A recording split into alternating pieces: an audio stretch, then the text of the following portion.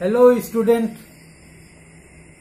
again welcome to my channel Rajnaitik Darshan Assam. For a long gap, again I come to my channel.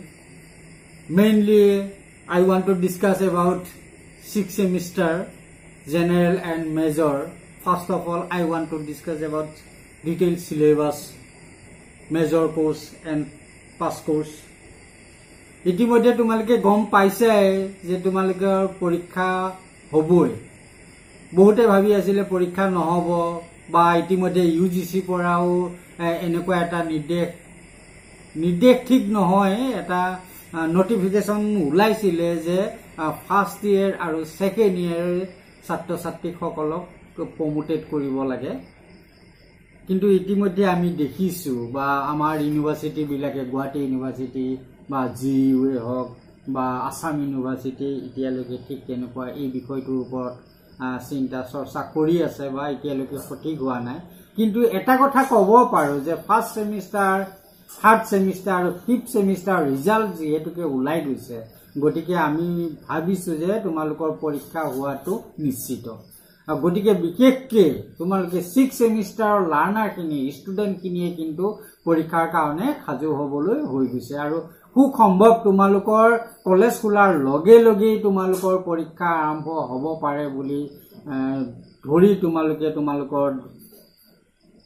Course বিলাক ready কৰি ললে মই ভাবো ভাল হ'ব আৰু তাৰ কাৰণে তোমালোকে এতিয়াই পৰা প্ৰস্তুতি চলোৱা আৰু যিমানখিনি পাৰো মই তোমালোকক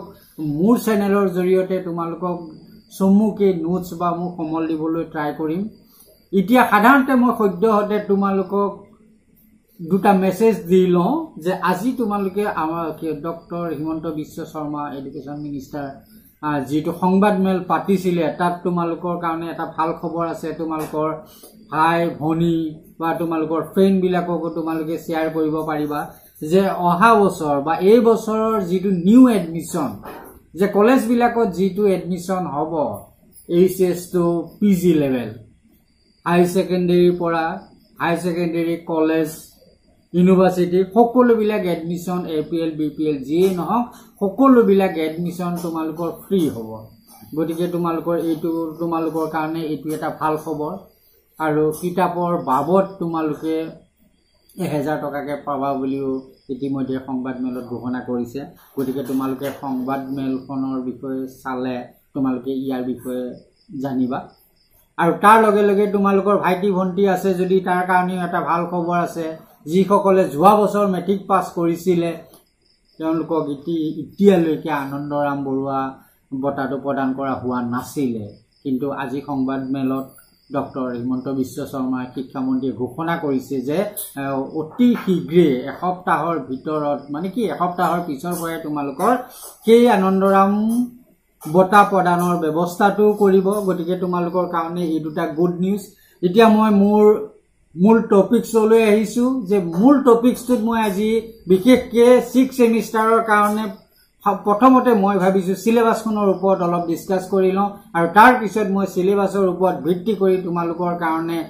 তোমালোকৰ পৰীক্ষাত সহায় হোৱাকে মই তোমালোকৰ ভিডিও বিলাক প্ৰস্তুত কৰি যাম বুলি মই ভাবিছো বা মই যিমান দূৰ পাৰি মই চেষ্টা কৰি তোমালোকৰ কাৰণে মই নতুন ভিডিও লৈ আহিম এতিয়া প্ৰথমতে মই তোমালোকৰ সিলেবাসখনৰ বিষয়ে অকমান কৈ দিছো ইয়াতে তোমালোকৰ জেনাৰেল 6 সেমিষ্টাৰ জেনাৰেলত সাধাৰণতে দুখন পেপাৰ পঢ়িব লাগিব এখন পাবা তোমালোকে পাব্লিক এডমিনিষ্ট্ৰেচন আৰু আন এখন আছে তোমালোকৰ কম্পাৰেটিভ গভৰ্ণমেন্ট না ইয়াতে তোমালোকে চাবা যে যেটো পাব্লিক এডমিনিষ্ট্ৰেচন আছে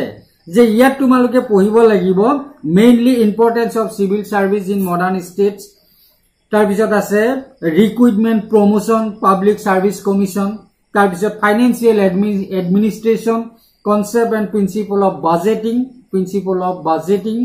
আৰু তাৰ পিছত আছে বাজেটৰী প্ৰসেস আৰু তাৰ পিছত আছে ডেভেলপমেন্ট এডমিনিষ্ট্ৰেচন আৰু ইয়াতে তোমালোকে পঢ়িব লাগিব concept of development administration contribution of FW Reed Bureaucracy and Development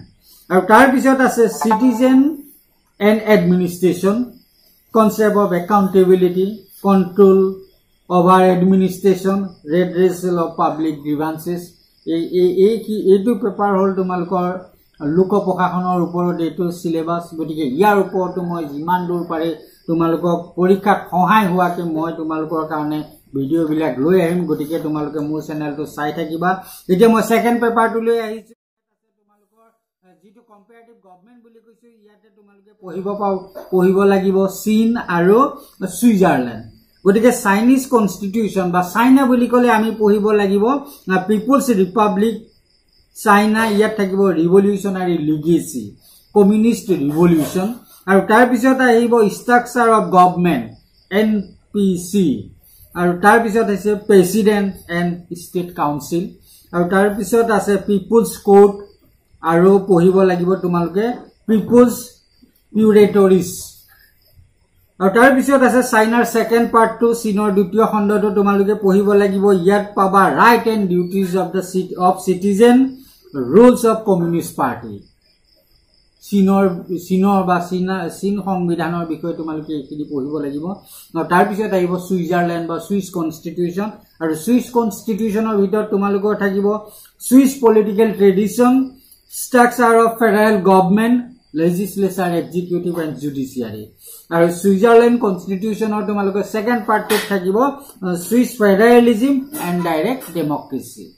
গতিকে এই দুটা পেপাৰ সাধাৰণতে জেনেৰেলৰ ছাত্ৰ ছাত্ৰীসকল বিশেষকৈ 6 সেমিষ্টাৰৰ ছাত্ৰ ছাত্ৰীসকলে এই দুটা পেপাৰ পঢ়িব লাগিব আৰু ইয়াৰ কাৰণে তোমালোকৰ পৰীক্ষাত আহাকে মই কিছুমান নোটছ প্ৰিপেয়াৰ কৰিম কমল দিম গতিকে এই তোমালোকে মোৰ ভিডিও বিলাক চাই যাবা আৰু মই নেক্সট ভিডিও তোমালোকক ইয়াৰ ওপৰত মই ডিসকাস কৰি যাম এতিয়া আহিছো মেজৰৰ ষ্টুডেন্টলৈ যে 6 সেমিষ্টাৰ মেজৰত আমি দেখিছো সাধাৰণতে 6টা পেপাৰ 6 পেপাৰ আছে যে ইয়াত প্ৰথমটো আছে ইণ্ডিয়ান পলিটিক্যাল থিংকাৰ্স গতিকে ইয়াতে ইণ্ডিয়ান পলিটিক্যাল থিংকাৰ্সত বিশেষকৈ quite interesting বুলি ক'ব পাৰো যে ইয়াত তোমালোকে মনু আৰু কৌটিল্য বিষয় পঢ়িব লাগিব যেনে সপ্তাংগ থিওৰি মণ্ডল থিওৰি মনুৰ ভিয়ন কাষ্ট এণ্ড ওমেন তাৰপিছত এমএন ৰয় আছে